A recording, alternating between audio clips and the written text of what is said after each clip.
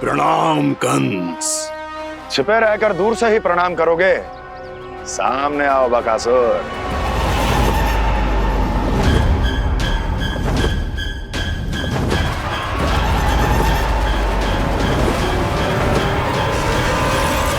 चेतावनी को प्रणाम समझने की भूल केवल तुम ही कर सकते हो कंस।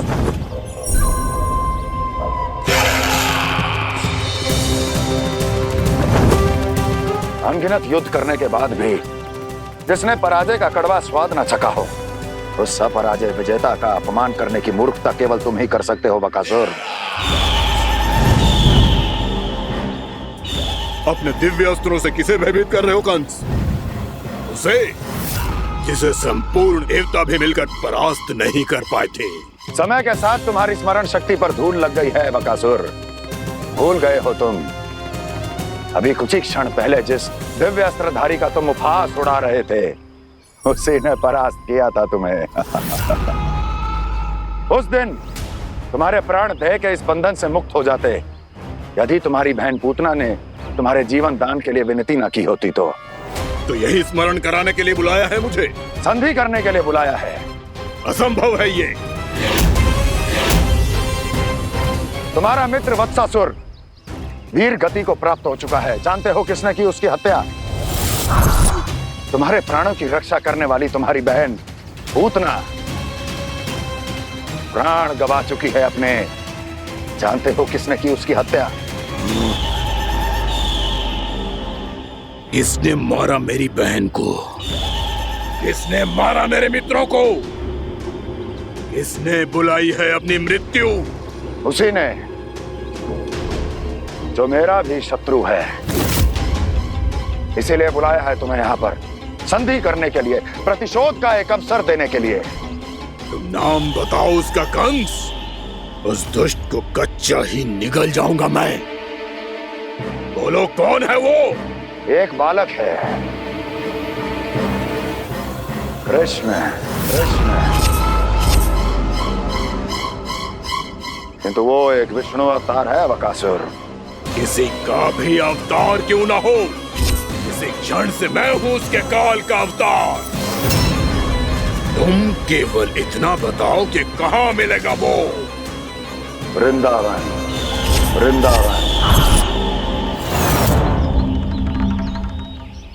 कान्हा, आजा, पूजा आरंभ करते हैं। नहीं प्रभु,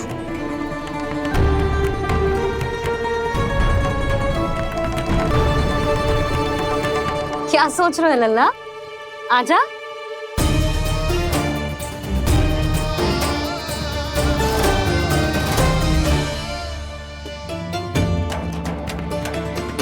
पहले इस राक्षस का सामना करना होगा मुझे, अन्यथा यह शुभ दिन को सबके लिए अशुभ बना देगा।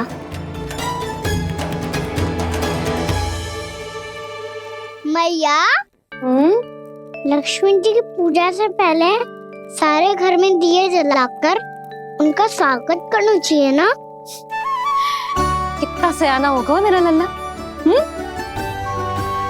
चलो जी, दिए जलाए। आजा।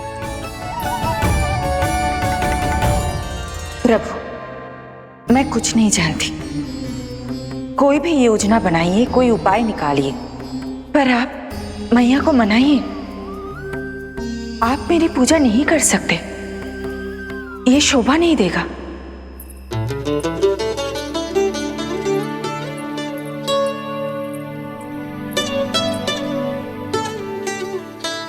पहला दिया जलाएगो लल्ला?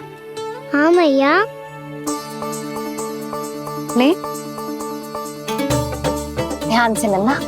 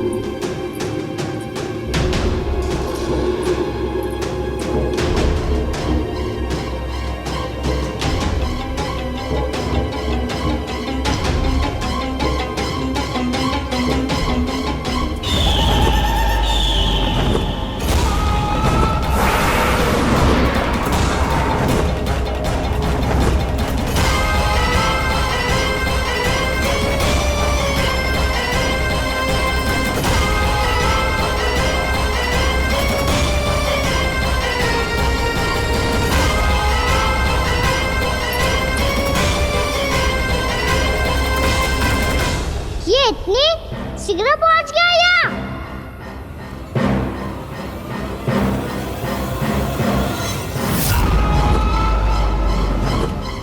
जी, श्वेत रंग का आकाश में क्या गया? सुनो जी, देखो आपने। ये तो अवश्य ही बहुत अशुभ संकेत है जी। कहाँ है वो? कहाँ है विष्णु अवतार कृष्ण? दिवाली के शुभ दिन अशुभ संकेत की बात करियो मैया। ये तो कयूर तीव्र चलने के कारण मुझे है, फिर से चला लेंगे। साधारण दीपक ही तो है ये साधारण ना है लल्ला। दीपावली के दीपों का बहुत विशेष महत्व होता है। तो है मैया। वनवास के बाद जब राम जी लौटकर आ रहे थे तब उनके स्वागत में पूरी अयोध्या में ये दीप जलाए गए थे। दीपावली अमावस्या की रात को पड़ती है और रात का अंधेरा मन के भीतर के उस अंधेरे का प्रतीक होता है जो बुराई को शक्ति देता है।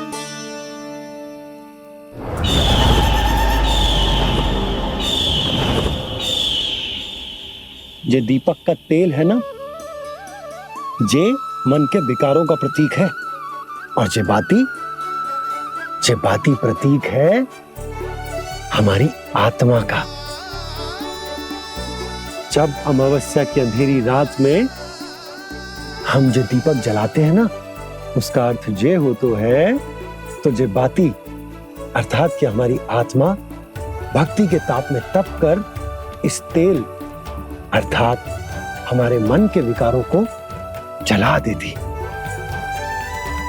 और आत्मा शुद्ध होकर परमात्मा के साथ एक हो जाती और फैल जाता है दसों दिशाओं में अच्छाई, सुख, शांति और ज्ञान का प्रकाश।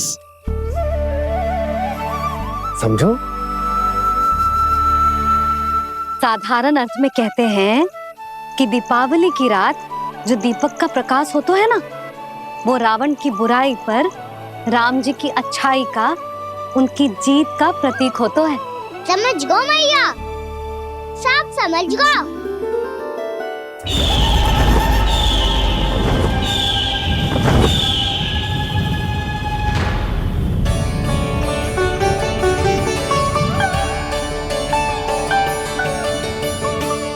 आज हम ये सारे दीपक जलाएंगे बाबा, और इसके प्रकाश के कारण कोई भी विकार, कोई भी बुराई वृंदावन में प्रवेश ना कर पाएगी, वृंदावन में प्रवेश ना कर पाएगी।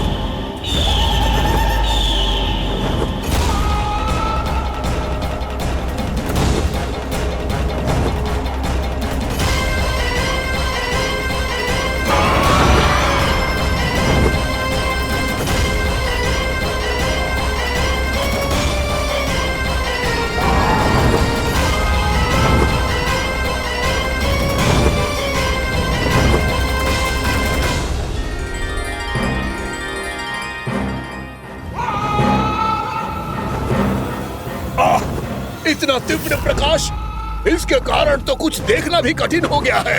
और मुझे इन दीपकों की उष्मा क्यों अनुभव हो रही है? कैसे संभव है ये?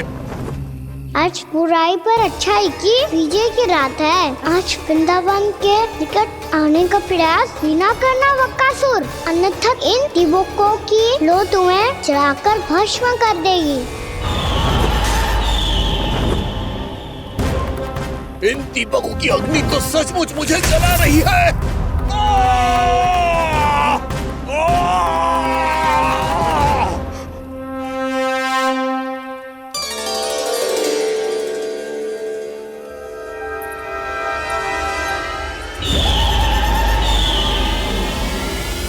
सारे देवता भी मिलकर मुझे नहीं रोक पाए थे। इन नन्हे दीपकों में इतना सामर्थ्य कहां जो मेरे पांव को बांध पाए।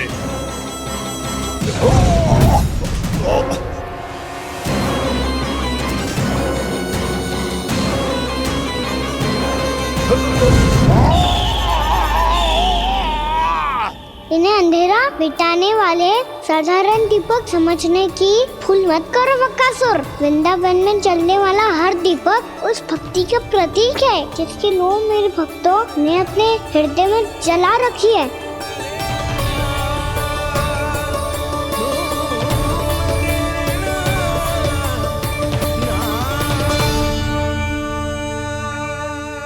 भक्ति की शक्ति के आगे तो रावण को भी हारना पड़ा था बकासुर।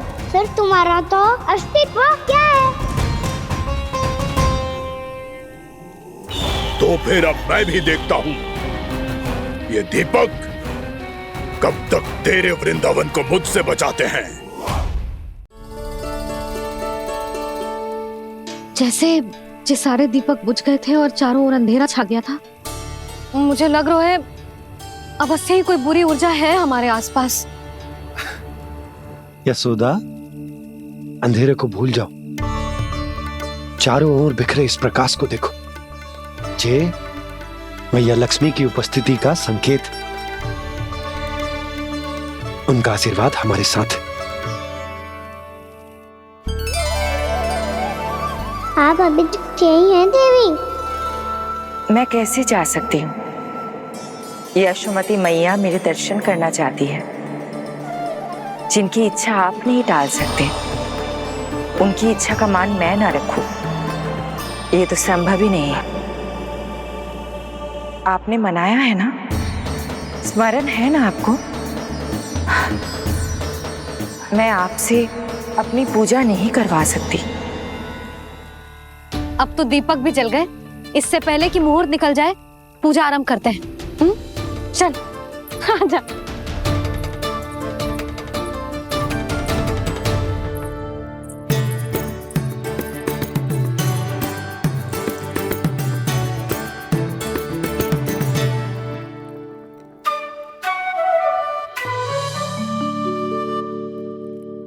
यदि हमारे आसपास कोई बुरी ऊर्जा ना है और यदि लक्ष्मी जी की कृपा सच्ची में हम पे है, तो जब तक हमारी पूजा समाप्त होगी ना कान्हा, तब तक इस केले के आगे का भाग अपने आप दब जाएगा।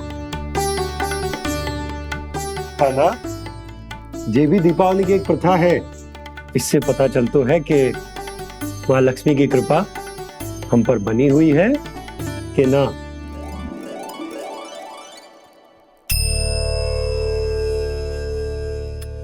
हे लक्ष्मी मैया, हम सबकी पूजा स्वीकार करो, आप हमें आशीर्वाद दो।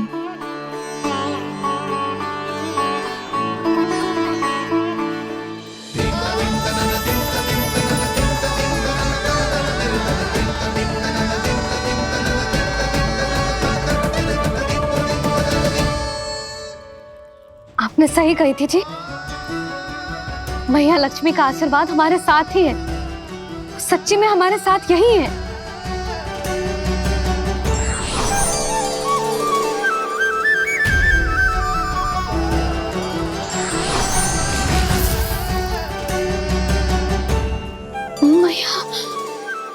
मैया लक्ष्मी ने साक्षात दर्शन दिए जी हमें। हाय यशोदा, मैया ने हमारी भक्ति स्वीकार कर ली।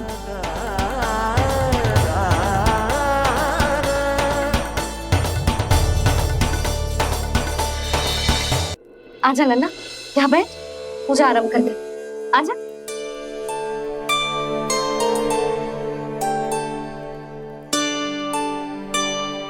प्रभु नहीं, प्रभु क्या कर रहे हैं आप? कोई उपाय निकालिए, मैं आपसे अपनी पूजा नहीं करवा सकती। मैं मानती हूँ कि आप मानव रूप में हैं, पर फिर भी आप हैं तो मेरे स्वामी श्री नारायण के स्वरूप ही। आपसे पूजा करवाकर मैं उल्टी गंगा नहीं बहा सकती। जिन मैया की बात आप नहीं टाल पाए देवी, उनकी आज्ञा का पालन मैं ना करूं, ये कैसा संभव है?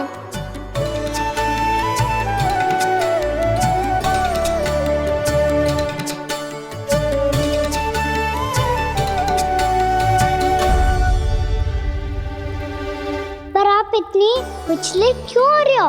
प्रेम और पूजा में कोई अंतर नहीं होता। मैं कोई भी अवतार क्यों ना ले लूं, मेरा प्रेम तो सदा आपके साथ ही है। तो फिर मैं आपकी पूजा करूं या आप मेरी, इससे क्या अंतर पड़ता है?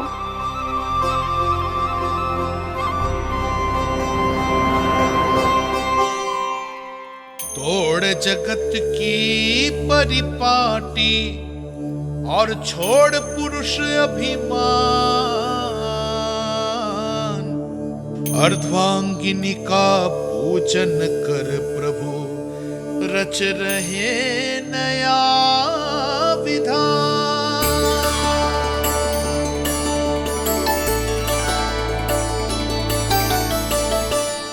इस अवतार में मुझे आपका साथ कब मिलेगा प्रभु?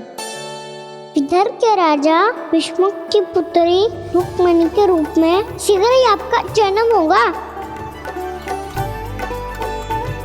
पर हमारे मिलन के लिए आपको थोड़ी लंबी प्रतीक्षा करनी होगी देवी, क्योंकि उसके पहले मुझे अपने अन्य दायित्व निभाने हैं और कंस के राक्षसों का सामना भी तो करना है।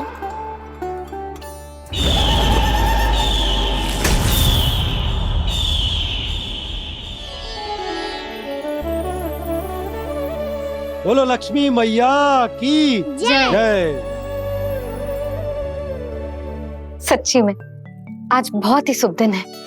हाँ यशोदा, मुझे भी अब विश्वास हो गया कि अब से सुख और समृद्धि ही हमारे वृंदावन का भाग्य बनेगी।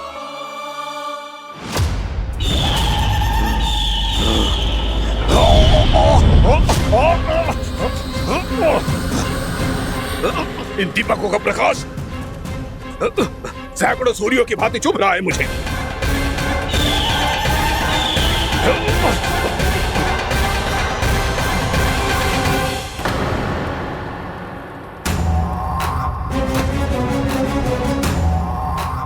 मैं भी बकासुर हूं, हार मानना तो मैंने सीखा ही नहीं।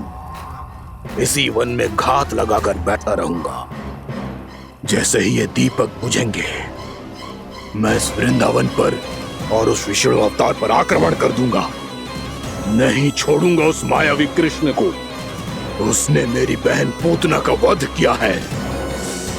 नहीं छोड़ूंगा उस मायावी कृष्ण को। नहीं छोड़ूंगा उस मायावी कृष्ण को। चाहे जितनी बार मेरा नाम जप लो बकासुर, इसका फल तो तुम्हें कल ही मिलेगा।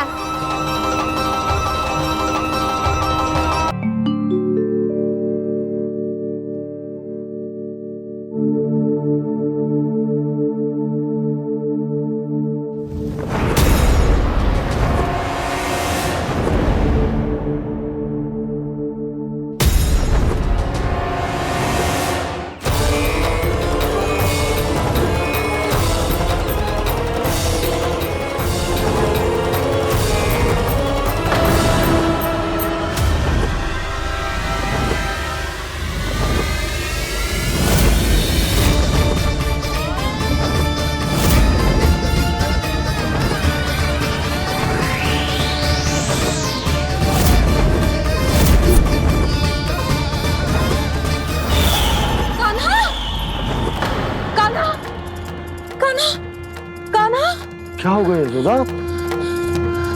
खुद पूरा स्वप्न देखो क्या?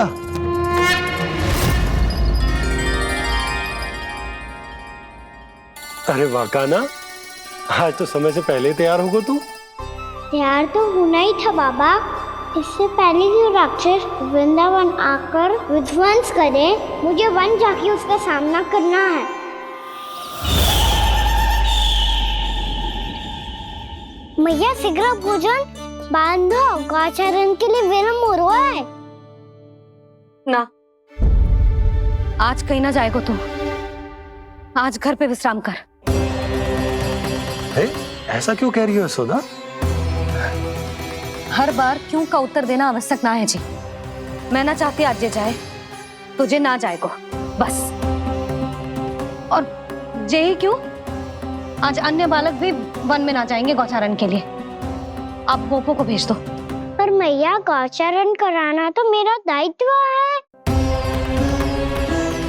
और तेरी देखभाल करना, तुझे सुरक्षित रखना मेरा दायित्व है।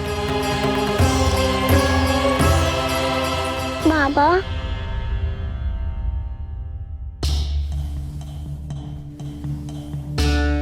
आज कछु मत बोल लल्ला। कभी कभी तेरी मैया को मना पाना मेरे बस की भी बात ना होती। आज कछु ऐसो ही दिन है। तूने देखो ना कैसे निर्णय करके बैठ गई है। इससे पहले कि वो राक्षस जगजा और वृंदावन वासियों को कोई हानि पहुंचाए, मुझे वहां पहुंचना पड़ेगा। पर कैसे?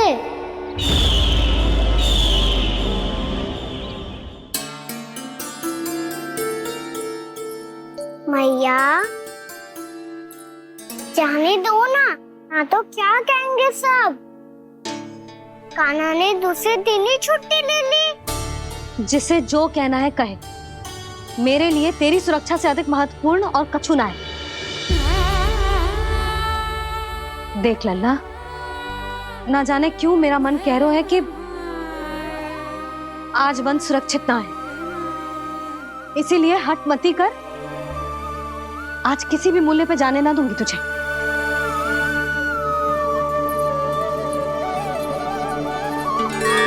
मैया ने ठान लिया, आज वन जाना है तो कोई और ही उपाय खोजना पड़ेगा यहाँ से निकलने का।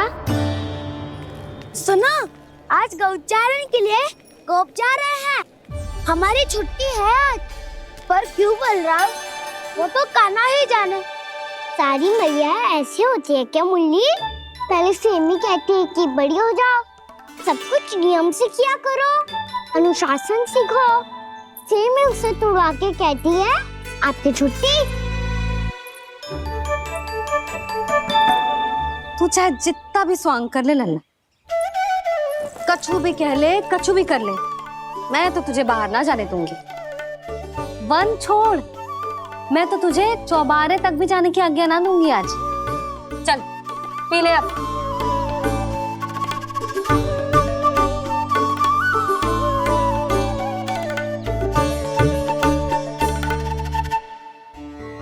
आप समझ नहीं रही हो, मैं नहीं गया तो बहुत बड़ी समस्या हो जाएगी मैया।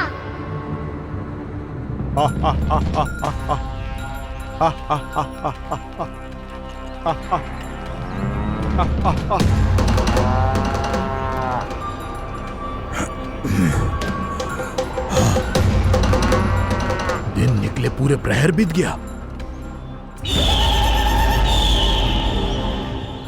इन गोपों में तो कोई भी बालक नहीं है, परंतु कंस ने तो कहा था कृष्ण गोपालक है।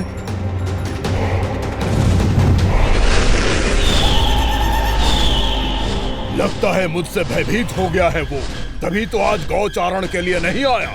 पर मैं भी बकासुर हूँ, जल में छिपी हुई मछलियों को ढूंढ निकालना बहुत अच्छी तरह आता है मुझे।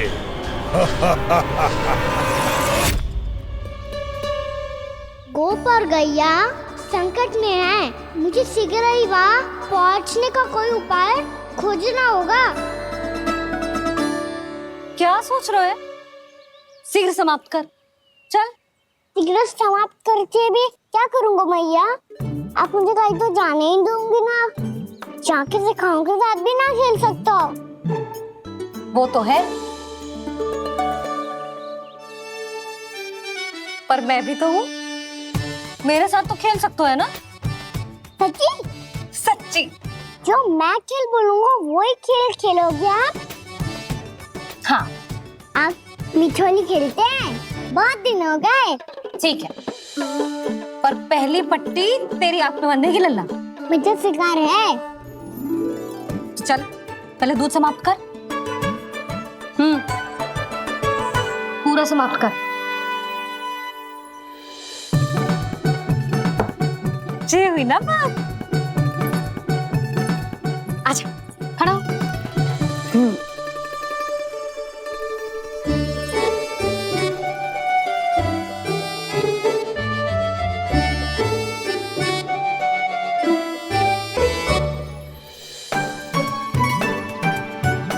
कुछ दिख तो ना रहा।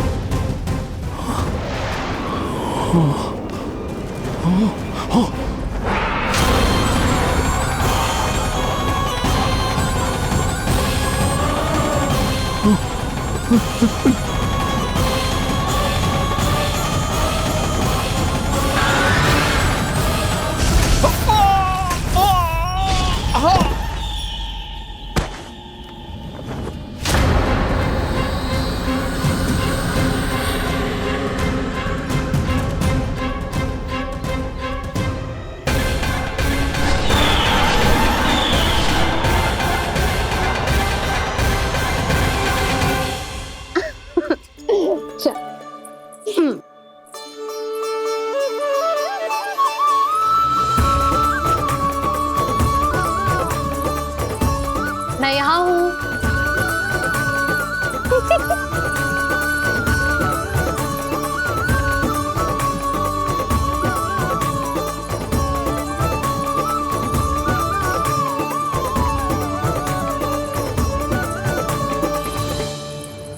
इससे पहले कि वो राक्षस किसी को हानि पहुंचाए, मुझे उस तक पहुंचना होगा।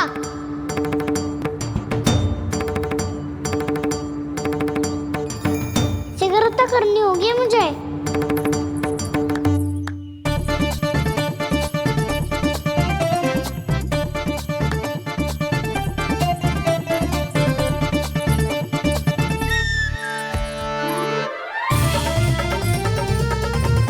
पकड़ लियो मैया, पकड़ लियो। हाँ हाँ पकड़ लियो। पर तू तो अभी वहां था ना, यहाँ कैसे आ गया? आप भी तो वही थी मैया। सिगरा यहाँ कैसे आ गए? बहाना बनाने से ना बनूंगा मैं। चलो अब आपकी बारी। हाँ हाँ ठीक है।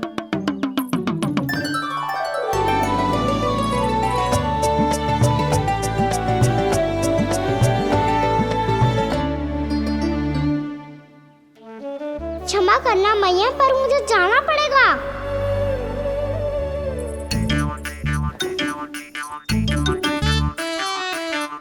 मैया पकड़ो मुझे। कहाँ है नंदा?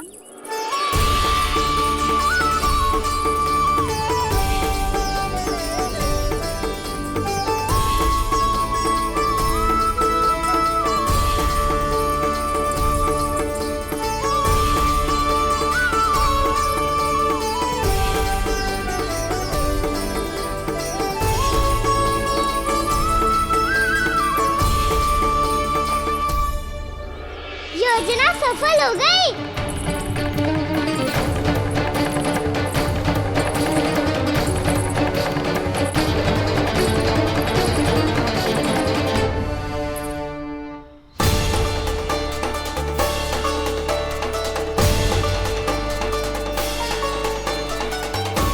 मुझे माफ करना मैया, आपको बिना बताए जाना पड़ रहा है।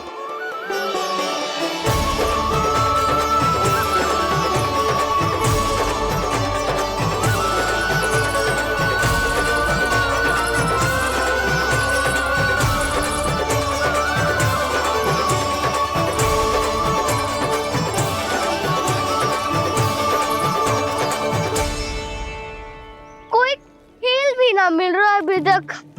कहना तो अभी बता दे तो। हो तो ना सवाल, वो देख।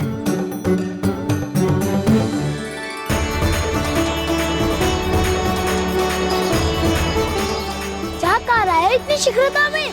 वन की ओर जा रहा है, वो चालू कर रहे। चले। हाँ।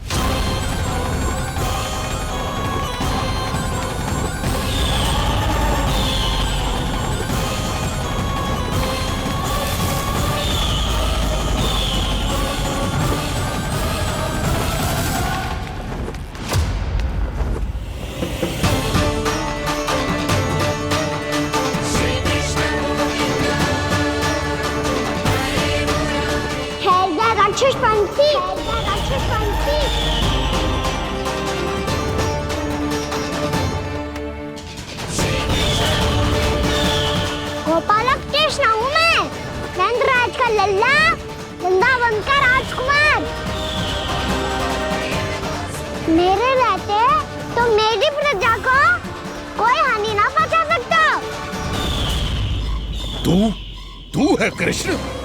तुझ पर क्या प्रहार करूं मैं?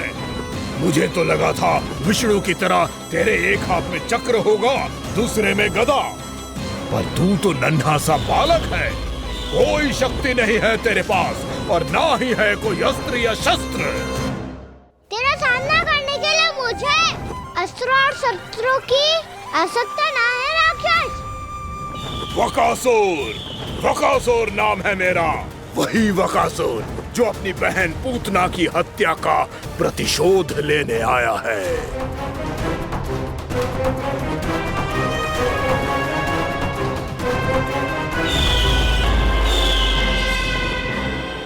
जानता है, इंद्र, अग्नि, वायु, वरुण, यम या कोई भी अन्य देवता कोई मेरे समान शक्तिशाली नहीं है। और तू मुझ जैसे पर्वत के सामने एक तिनके जैसा तू करेगा मेरा सामना? तू रोकेगा मुझे?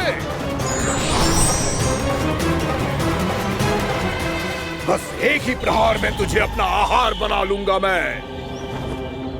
छोटा चना बाजेगा ना। धमकियां देने से युद्ध नहीं जीते जाते बकासुर। जो कार्य हो करके दिखाओ।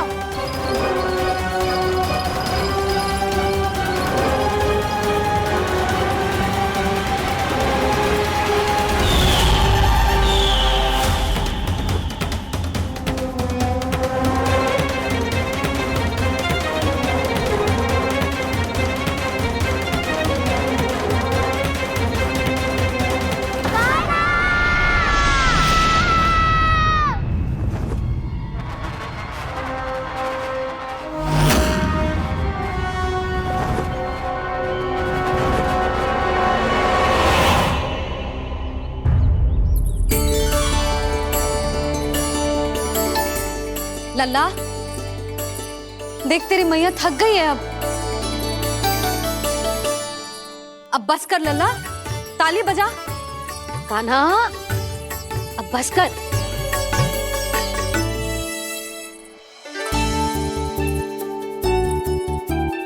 ताली बजा, ताली बजा, कोई संकेत तो दे। बता कहाँ है तू? पकड़ लिया।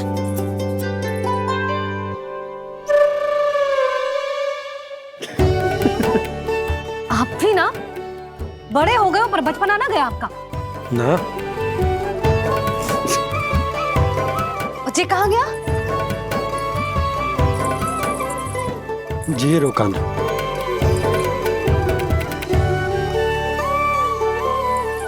फिर से मेरे साथ छल करके भाग गए और गए हो कहाँ? नंदराज, नंदराज। भानु, वो पंछी, राक्षस पंछी, बहुत बड़ा पंछी। भानु, राक्षस, राक्षस। भानु, क्या होगा? तुम बैठो, यशोदा जल लेकर आओ, बैठो।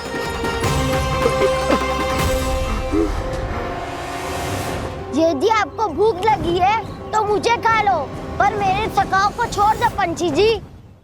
आप मुझे ही खा लो, लेकिन कान्हा को छोड़ दो।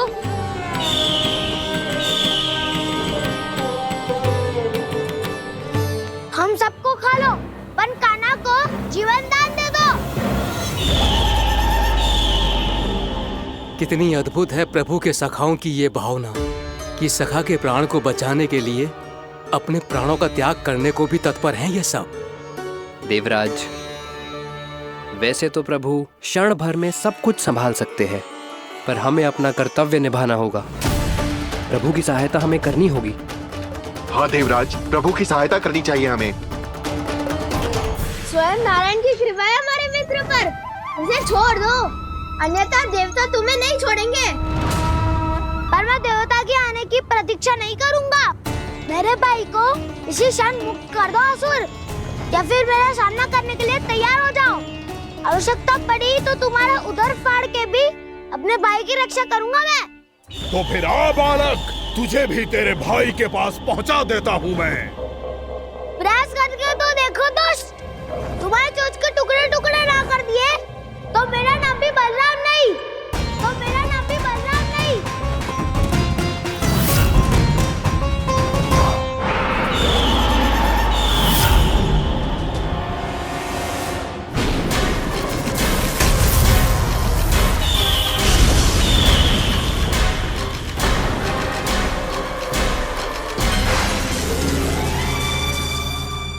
प्रार्थना स्वीकार हो गई मधु। हमारे कान्हा की रक्षा करने स्वयं देवता आ गए।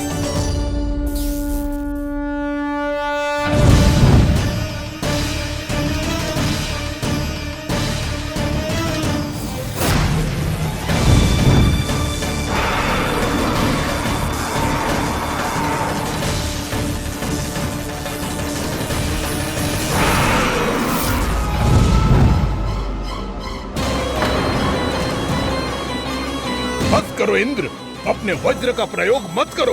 तुम्हारे प्रहार से मुझे गुदगुदी हो रही है।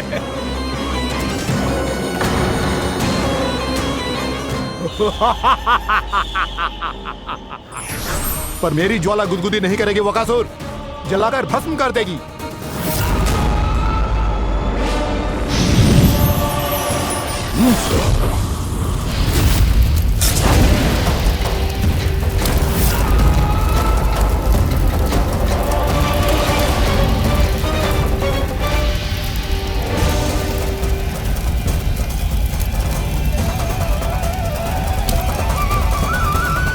क्या बहुत बहुत बड़ो पंछी। पंछी? बहुत बड़ो पंछी।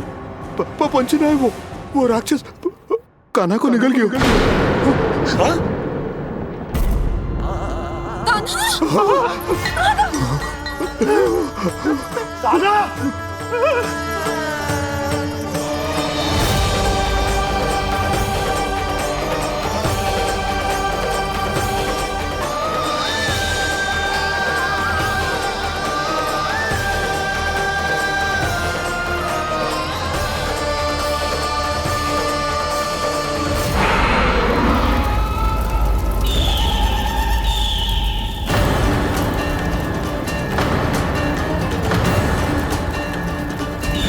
मेरे उदर की जठराग्नि भी तुम्हारी ज्वाला से अधिक तीव्र है अग्निदेव।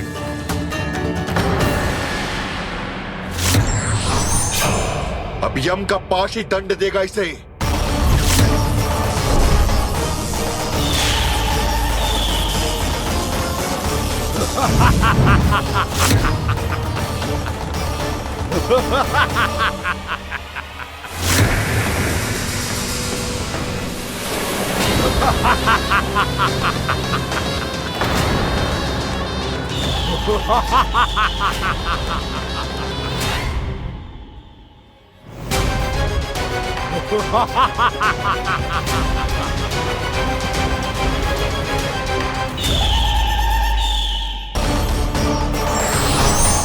अब यम का पाश ही दंड देगा इसे।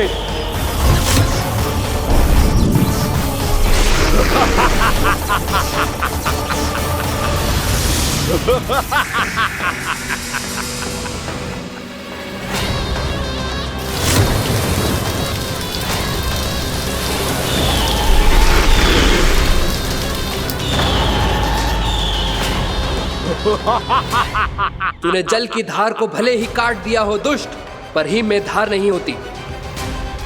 अब मेरी हिम शक्ति तुझे जमाकर नष्ट कर देगी।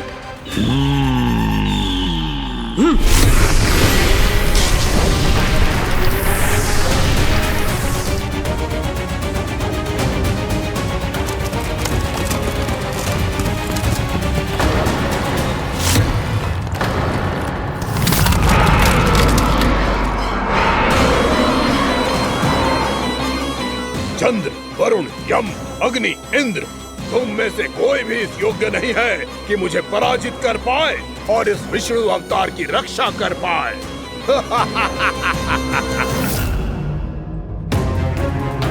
इस असुर को देवता कुछ ना बिगाड़ पा रहे हैं।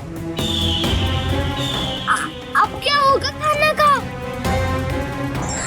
बकासुर, मैं अपनी किरणों की ताप से तुझे छलनी छलनी कर दूंगा।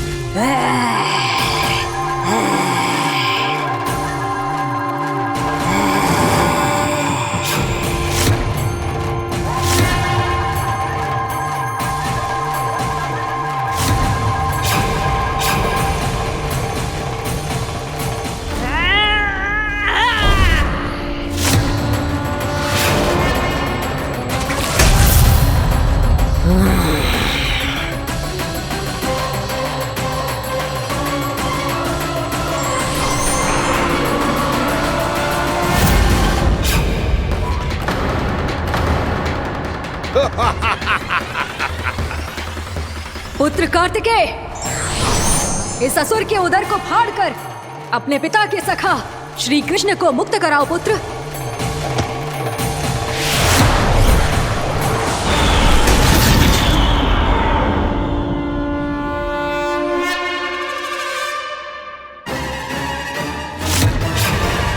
मैंने कहा था तुम में से कोई भी मेरा बाल भी बांका नहीं कर पाएगा। तुम देवताओं का तो सामर्थ्य ही क्या, स्वयं देवों के देव महादेव भी मेरा कुछ नहीं बिगाड़ पाएंगे। कृष्ण को अपने उदर में ही पचा जाऊंगा मैं।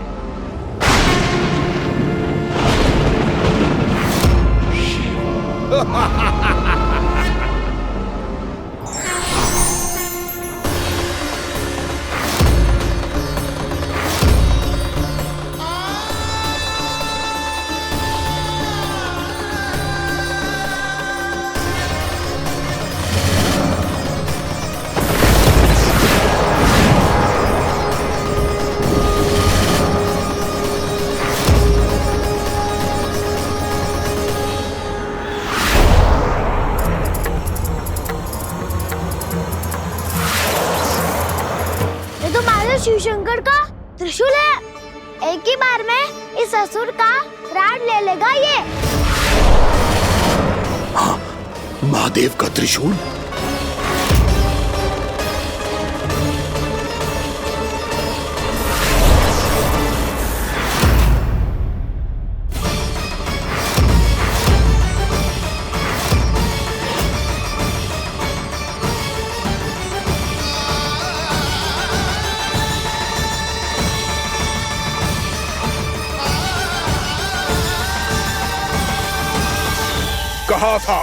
कहा था मैंने, स्वयं महादेव भी मेरा कुछ नहीं बिगाड़ सकते।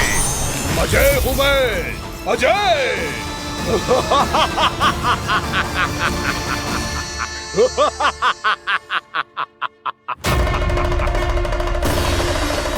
प्रभु, आपके त्रिशूल की महिमा तो अपरंपार है, तो फिर ये ठहर क्यों गया? आपने अपने त्रिशूल को वापस क्यों ले लिया महादेव? इस दुष्ट का संहार क्यों नहीं किया?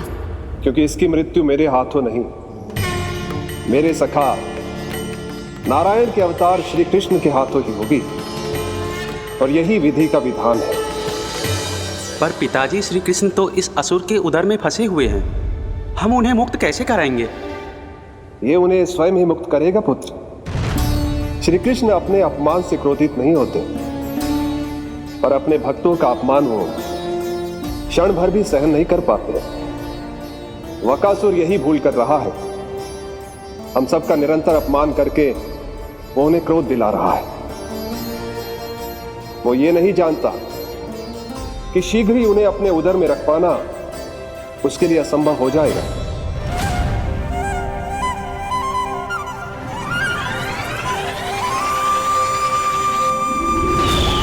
क्या हुआ महादेव, पराजित होकर भी मुस्कुरा रहे हैं? पर अब तो महादेव कहलाने के भी योग्य नहीं रहे आप।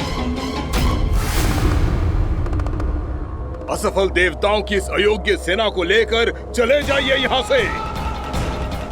ना ये मेरा सामना कर सकते हैं और ना ही आप। मेरी शक्ति के सामने आप अक्षम हैं महादेव।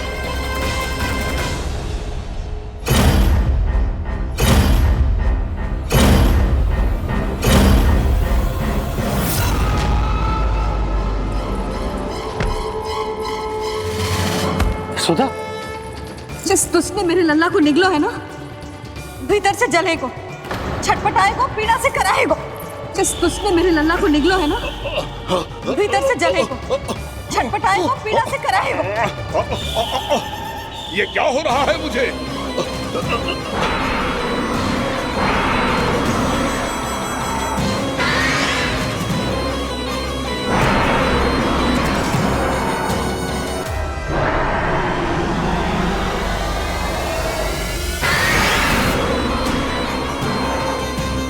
मुझे ऐसा क्यों लग रहा है जैसे भीतर से जल रहा हूं मैं। ये क्या हो रहा है मुझे?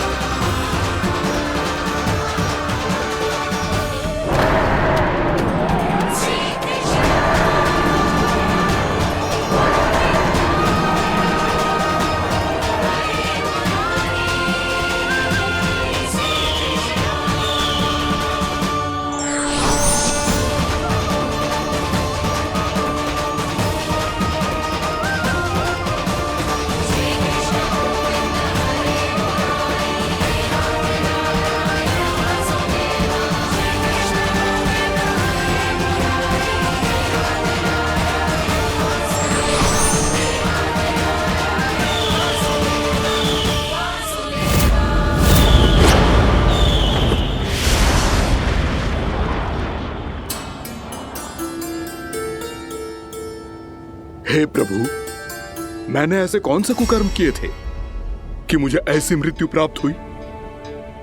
और ऐसे कौन से सुकर्म किए थे कि आपके हाथों से मुझे मोक्ष प्राप्त हुआ है प्रभु? में स्मरण करो, हे जरीफ की पुत्र बकासुर। स्मरण करो, कैसे अपने पिता की तरह अभिमान से भरे हुए थे तुम। स्मरण करो, कैसे हमें पराजित करने के लिए पूरी सृष्टि को संकट में डाल दिया था तुमने, और हमें विवश होकर पराजय स्वीकार करनी पड़ी थी। स्मरण करो, कैसे तुमने देवराज इंद्र का छत्र चुरा लिया था। पर यह सब भी पर्याप्त नहीं था बकासुर।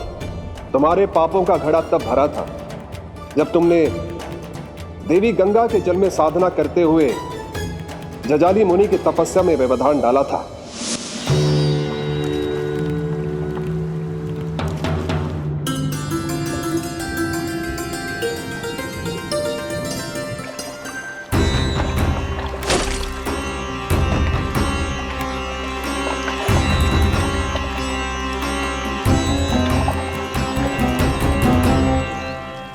रुक क्यों गए चालक? नौका को आगे की ओर ले चलो। आगे बढ़ना उचित नहीं होगा महाराज। यहाँ से कुछ ही दूरी पर जालजली मुनि तपस्या कर रहे हैं। तो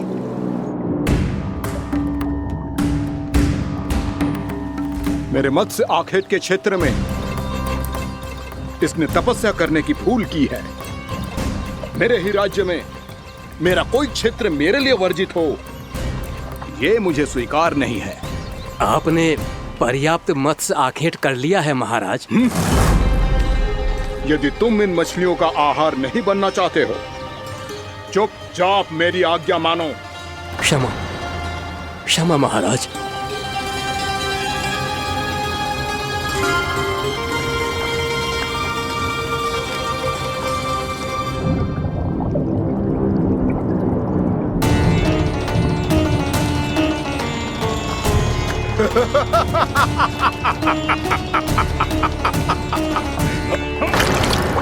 मुनिवर, रक्षा कीजिए, रक्षा कीजिए मुनिवर।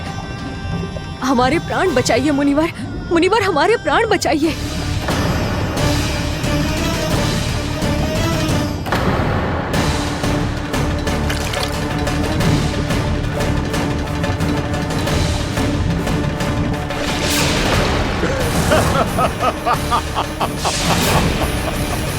ठहर जाओ असुरराज, इन मछलियों को हानि ना पहुंचाओ। क्यों मुनि? अब मछलियां पकड़ने के लिए मुझे तुमसे आज्ञा लेनी पड़ेगी। तुमने तपस्या करने से पहले किससे आज्ञा ली थी? माँ गंगा से, इस जल में रहने वाली सभी मछलियों से। इस उपकार के बदले इन सभी मछलियों को रक्षा करने का वचन दिया था। इसीलिए असुरराज, मैं शांति से कह रहा हूं, इस स्थान को अशुद्ध ना करो। चुपचाप यहां से चले जाओ, नहीं तो इसका परिणाम अच्छा नहीं होगा।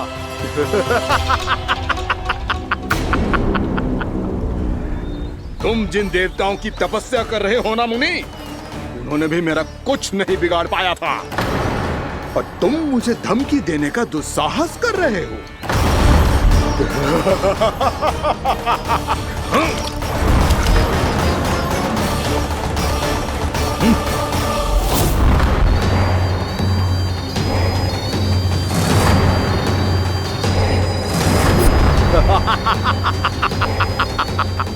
मूर्ख, विचारों से तो तू राक्षस है ही, और स्वभाव से उस बगुले की तरह है जो भूख ना होने पर भी उन निर्दोष मछलियों को आहार बनाता रहता है। इसलिए अभी इसी क्षण से तू वकुला का जीवन जिएगा। ये मेरा श्राप है, ये मेरा श्राप है।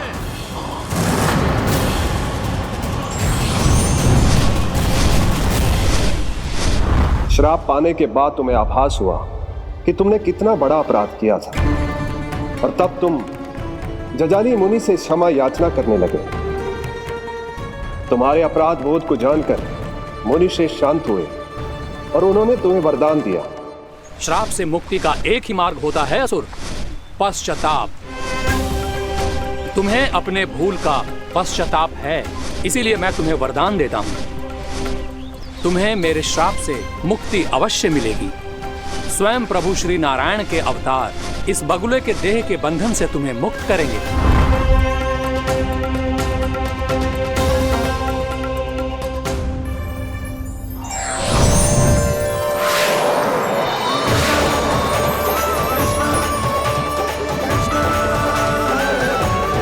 प्रणाम स्वीकार करें प्रभु।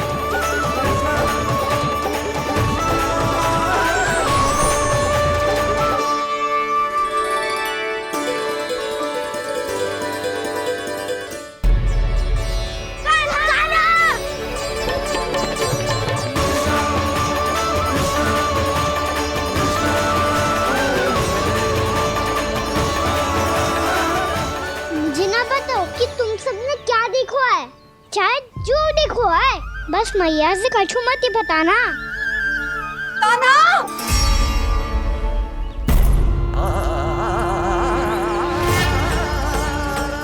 कान्हा! मेरा लल्ला!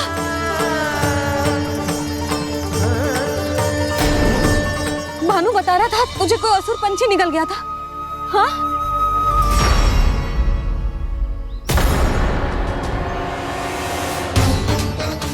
हे नारायण, ये क्या है?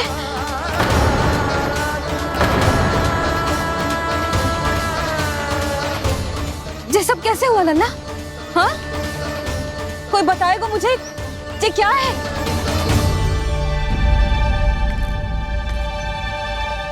श्रीधामा, मधुमंगल, चिची को सब कुछ बता दो।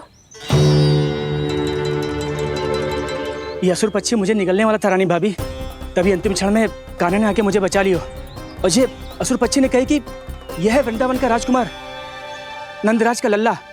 इसके होते कोई भी वृंदावन वासियों को हानि ना पहुंचा सकते।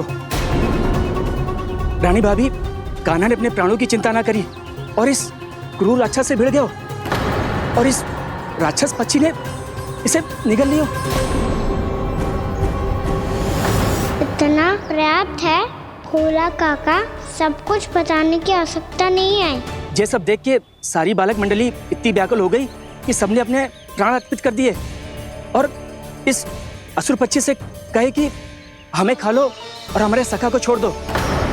इन बालकों का पराक्रम देख के सभी देवतागण यहाँ आ गए और उनके हृदय भी पिघल गए और उन्होंने इस राक्षस पक्षी से युद्ध करके इसे मार गिराया। देवताओं के राजा इंद्र के वज्र का प्रहार तो मैंने अपनी आंखों से देखा है ताई जी। और फिर उसके बाद अग्निदेव ने अग्निवस्त्र का प्रहार किया। जय ना काकी, वरुण देव, कार्तिकेय, यमदेव सबने मिलके युद्ध किया इस राक्षस से। कहा था अभी मत बोलना। अरे सब मिलके फंसा दोगे मुझे। जय माँ भद्रकाली, हमारे शिव शंकर भी आए थे छोटी माँ।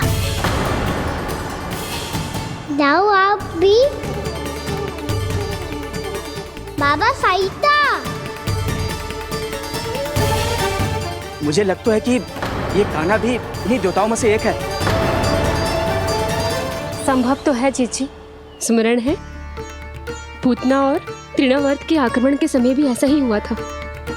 सभी राक्षस मारे गए थे पर अपने कान्हा को एक खरोच तक न आई थी।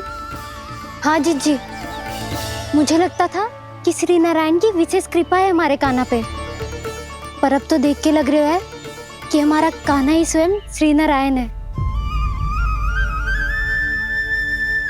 या फिर उनका अवतार है ये। अरे बस करो तुम सब, ऐसा कछु ना है। अरे जितनी बात सुनी है उससे तो यही लग रहा है कि कान्हा देवताओं और असुरों की युद्ध के बीच में फंस गया था। उसका इस सब से कोई लेना देना ना है। तो फिर इसके तन पे एक भी खरोच क्यों ना आया नंदराज? हाँ,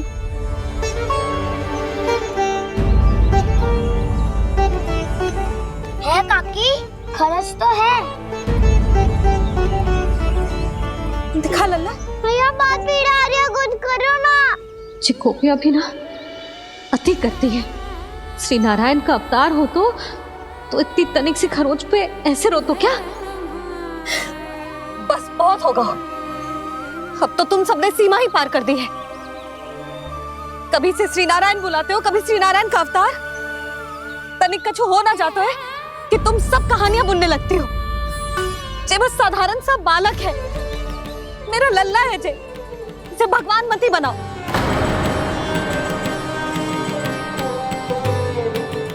और तू, क्या आवश्यकता थी तुझे यहाँ आने की? हाँ, वो भी मुझे बिना बताए। मेरे साथ छल करके आयो है तू। अब तू घर चल, ऐसा दंड दूंगी ना कि मैया बहुत पीड़ा हो रही है। मैया बहुत पीड़ा हो रही है मैया। हाँ लल्ला, तू घर चल, मैं तुझे औषधि लगा दूंगी। हल्दी का लेप लगाऊंगी ना, झट से ठीक हो जाएगा। चल चल।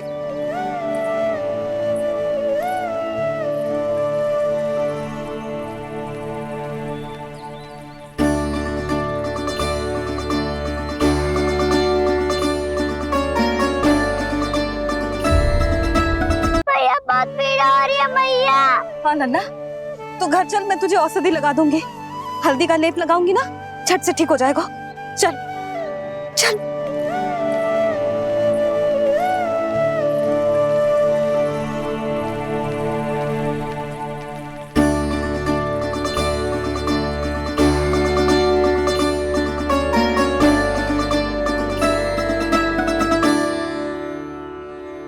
बस लल्ला बस, रो मत। चल चल चल, आजा। अभी औषधि लगाऊंगी ना, तेरी सारी पीड़ा लुप्त हो जाएगी। आजा आजा, बैठ जा लल्ला। अभी आई मैं। हाँ,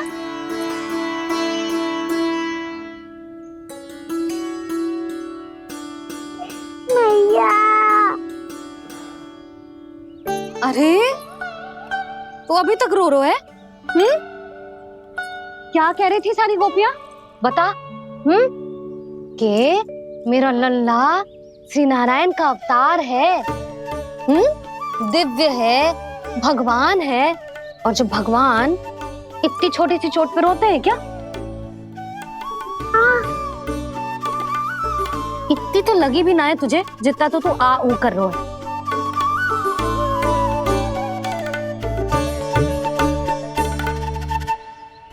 आओ ना, करूंगो। आप ऐसा दुलार थोड़ी करोगी। ओहो, वृंदावन का गौपालक जे इतनी छोटी सी चोट पे रोता है ना? गोप बालकों का मुखिया इतनी छोटी सी चोट पे रोता है? मेरा लल्ला तो सबसे शक्तिशाली है। जे इतनी छोटी सी चोट तो क्या, बड़े बड़े राक्षसों से भी ना घबराता है। हाँ, एक बार में सबको समाप्त कर देता है कि ना? हाँ मैया, यदि कोई राक्षस वृंदावन की ओर तेरी दृष्टि करके आएगा, तो सबसे पहले कान्हा को सुरक्षा में खड़ा पाएगा। फिर चाहे जो बाल बन के आए या बगुला बन के।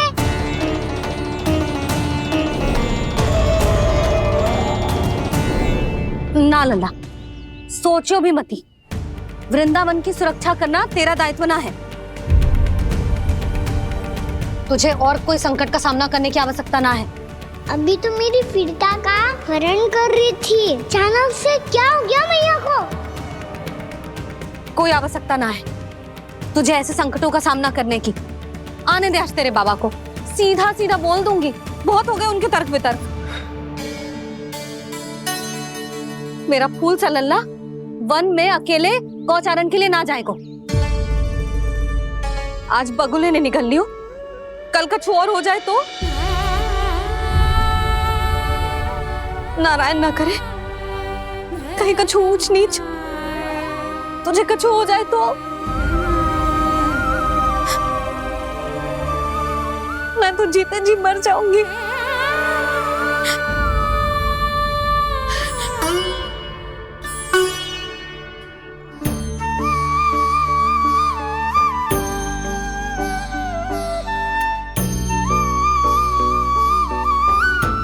वीर लल्ला की वीर मैया इतनी से बात तो रोती है क्या?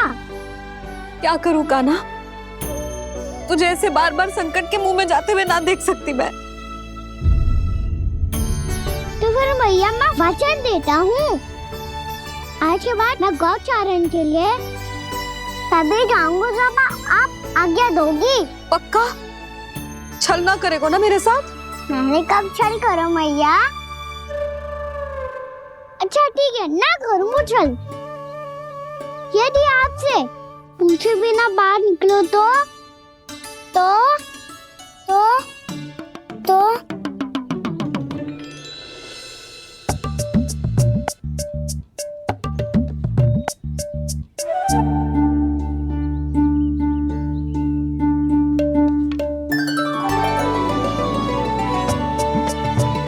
ये रे आपकी छड़ी और ये रे मेरी पीठ।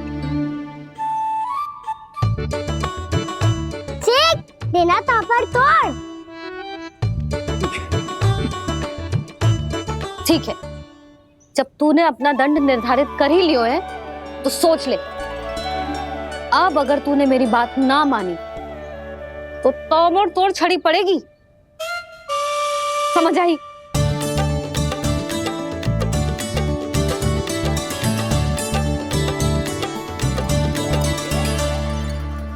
अच्छा ही है कि कान्हा कुछ दिन घर ही रहे। आज वन में जो हुआ है अवश्य कंस ने ही करवाए हुए वो सब।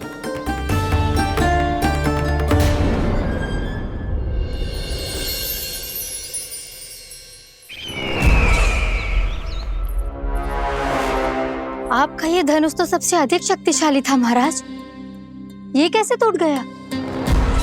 कहीं ये बकासुर की पराजय का संकेत तो?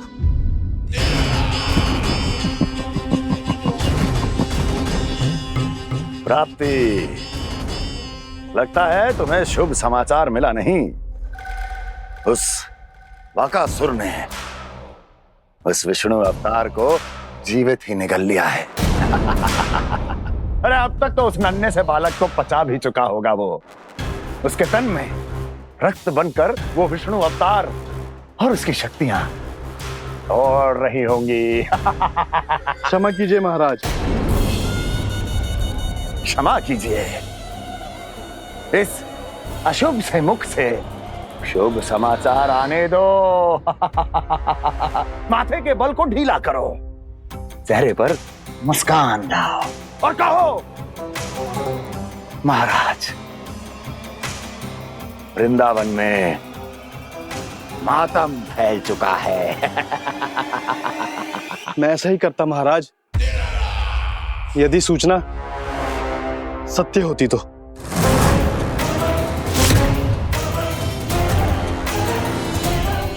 कहना क्या चाहते हो? एक क्षण में सूचना उगलो, अन्यथा मेरा योद्धा बकासुर विष्णु अवतार की तरह तुम्हें भी जीवित निकल जाएगा। आने दो। बकासुर मारा गया महाराज, बकासुर मारा गया महाराज, बकासुर मारा गया। बकासुर मर चुका है? असंभव। असंभव। बकासुर ने उस बालक को निगल तो लिया था, पर उसकी सुरक्षा करने के लिए सभी देवता वहां प्रकट हो गए, पर फिर भी कोई बकासुर का सामना नहीं कर पाया। और फिर क्या हुआ? वो बालक स्वयं ही बकासुर के उदर से बाहर आ गया और उसकी चोंच तोड़कर उसकी हत्या कर दी।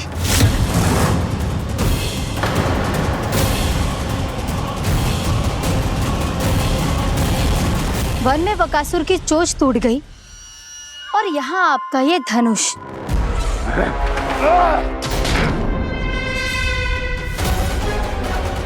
केवल नहीं टूटा तो आपका ये भ्रम महाराज। क्षमा कीजिएगा महाराज, आपका भ्रम टूटना आवश्यक है। आवश्यक है आपको यह आभास होना कि उस विष्णु अवतार को पराजित करने के लिए आपके साधारण योद्धाओं में वो सामर्थ्य नहीं है। वत्सासुर, पूतना, तृणावर्त, बकासुर, ये सब साधारण नहीं थे प्राप्ति, साधारण नहीं थे। फिर तो ये और भी अधिक चिंता का विषय है महाराज, क्योंकि इसका अर्थ तो यही हुआ कि वो विष्णु अवतार कुछ अधिक ही असाधारण है और उसका सामना करने के लिए और उसे मिट्टी में मिलाने के लिए आपको एक ऐसे अस्त्र की आवश्यकता है जो उसके सामने ना झुके और ना ही टूटे।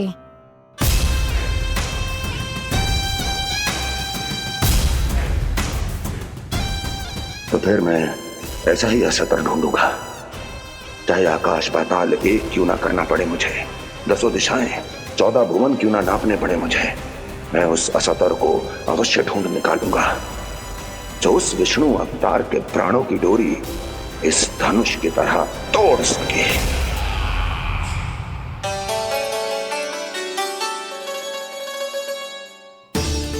थैंक्स पापा, मैंने मैया को वचन दिया है कि जब तक नहीं चाहेंगी मैं वन नहीं जाऊंगा, इसलिए आप मुझे मारने के लिए कोई शक्तिशाली असुर ढूंढने में व्यस्त रहो।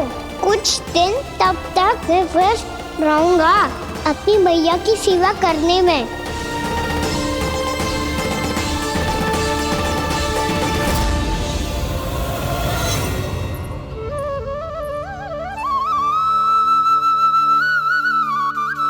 लो मैया, तुलसी जी को चढ़ाने के लिए जल।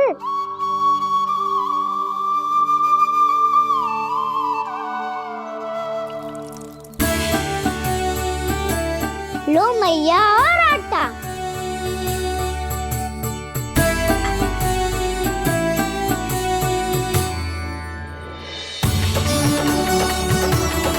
लो मैया, बेलन।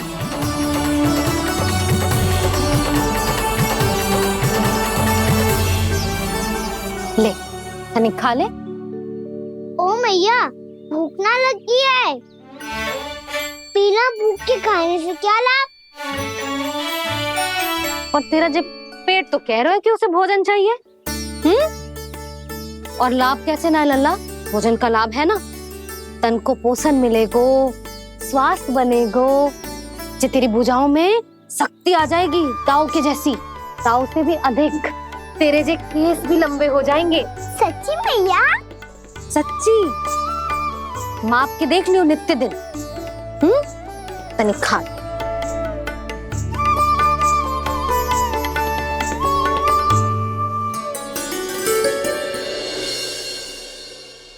मान के मैया का कहना, छक के भोजन खाते हैं,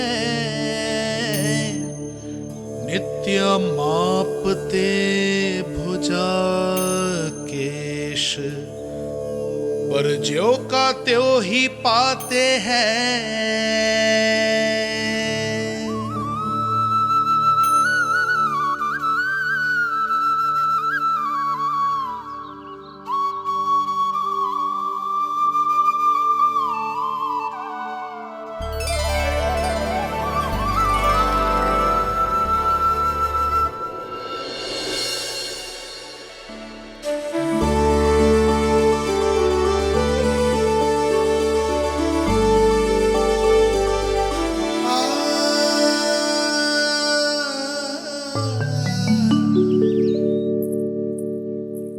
ले लल्ला, फल खा ले। ना, मुझे ना खाने फल वल। क्यों? लंबे केस और शक्तिशाली भुजाएं ना चाहिए? व्यर्थ है ये सब। पिछले 10 दिनों से देख रहा हूँ, ना केस लंबे हुए हैं, ना भुजाएं शक्तिशाली बनी है। 10 दिन में का चुनाव होने वाला। 10 सप्ताह ऐसे खाएगो ना, तब जाके कछु बदलाव दिखेगो। समझ आई? चल अब खा ले। वैसे भी मुझे बहुत सारी तैयारियां करनी है आज। इसीलिए भैया, एकादशी के व्रत के लिए लल्ला। सुनो जी, सारी सामग्री आ गई? हाँ, तुमने जो कही थी सब ले आए हूँ।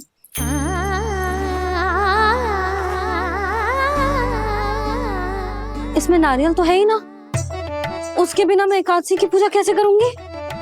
यशोदा, मैंने भोला से कह दिया, वो लेकर आते ही होगा, घबराओ मत। कैसे ना घबराओ जी, आपको पता है ना एकादशी का व्रत मेरे लिए कितना महत्वपूर्ण है। पतो है। अरे इसमें तो दिए भी ना है। दिए ना है?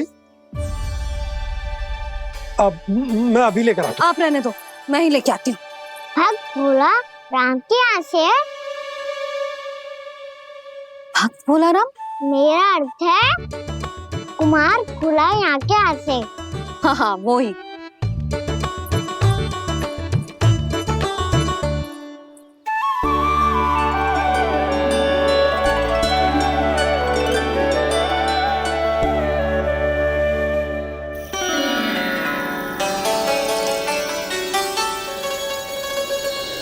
श्री हरि, श्री हरि, मेरे श्री हरि।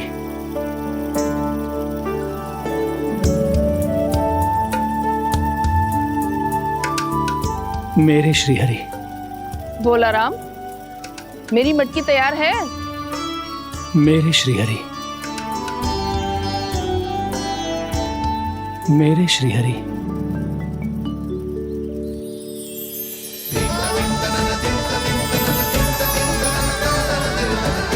भोला राम,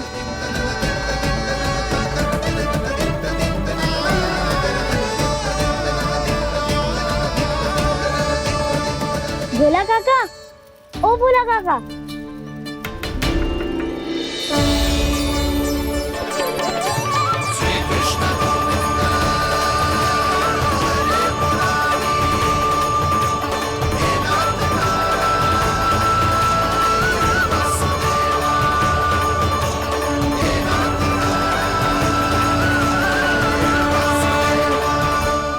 अरे श्री हरि प्रसन्न हो गए। मेरे श्री हरि आ गए, मेरे भगवान आ गए। मेरे श्री हरि आ गए, मेरे भगवान आ गए। मेरे श्री हरि आ गए, मेरे भगवान आ गए। मेरे श्री हरि आ गए, मेरे भगवान आ गए। मेरे भगवान आ गए, मेरे घर मेरे भगवान आ गए।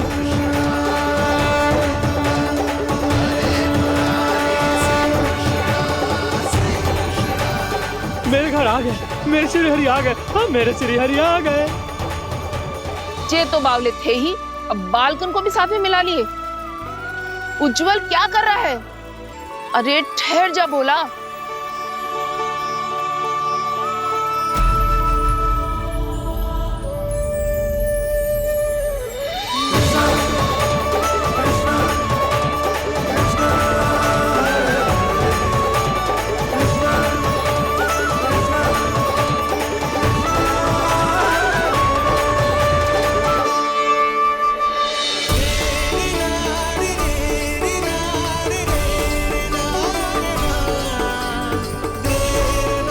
प्रेम से बुलाओ, आएंगे हरि भी।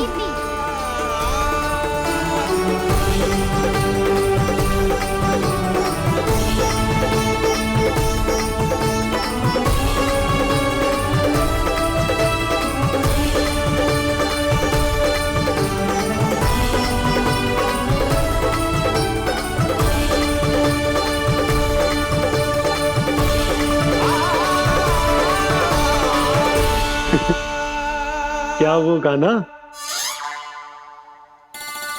किसकी धुन में झूम रहा तू? निर्मल निशा भक्ति की धुन में।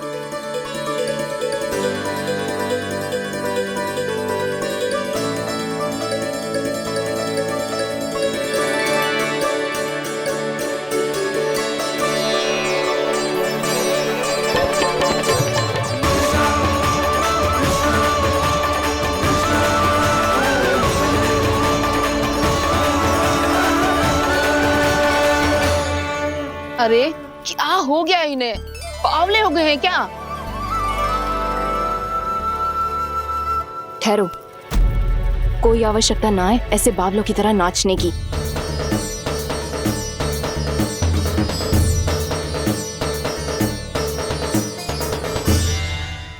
जे बावले ना है मौसी, भक्ति में रम गए। बस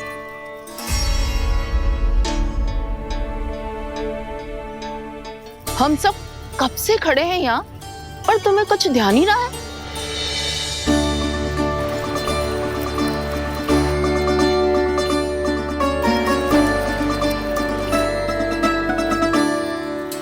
नाच गाने में ऐसे मगन हुए कि हमें देखा भी ना। मुझे नाचते हुए देख मेरे श्री हरि को इतना आनंद आ रहा था कि मैं अपने आप को रोक नहीं सका। और वैसे भी मेरे जन्म का एकमात्र उद्देश्य है श्री हरि की सेवा करना, श्री हरि को प्रसन्न करना। तुम बावले हो भोलाराम या हमें बावला बना रहे हो? श्री हरि और तुम्हें देख रहे हैं? हाँ, अभी वो यहीं थे, देख रहे थे। भोला काका, आपने भी ना अति कर दी अब। हमें भी बताओ तनी, कहाँ थे श्री हरि?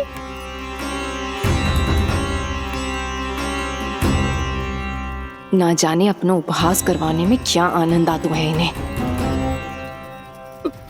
देखो, अब तुम सच मानो या झूठ, लेकिन हमरे श्री हरि यहीं थे, इसी चाक पर अभी। हाँ, लो सुन लो इस मूर्ख की बात। श्री हरि को और कोई स्थान ना मिलो जो इसके मिट्टी के चाक पे आकर बैठेंगे। श्री हरि को और कोई स्थान ना मिलो जो इसके मिट्टी के चाक पे आकर बैठेंगे। श्री हरि को और कोई स्थान ना मिलो जो इसके मिट्टी के चाक पे आकर बैठेंगे। जैसी मैया वैसो ही लल्ला, दोनों का कुछ पता ही ना चलतो, कब किस बात पर प्रसन्न हो जाए और किस बात पर रुष्ट। अरे मैं भला असत्य क्यों बोलूंगा? अभी यही थे श्री हरि। हाँ,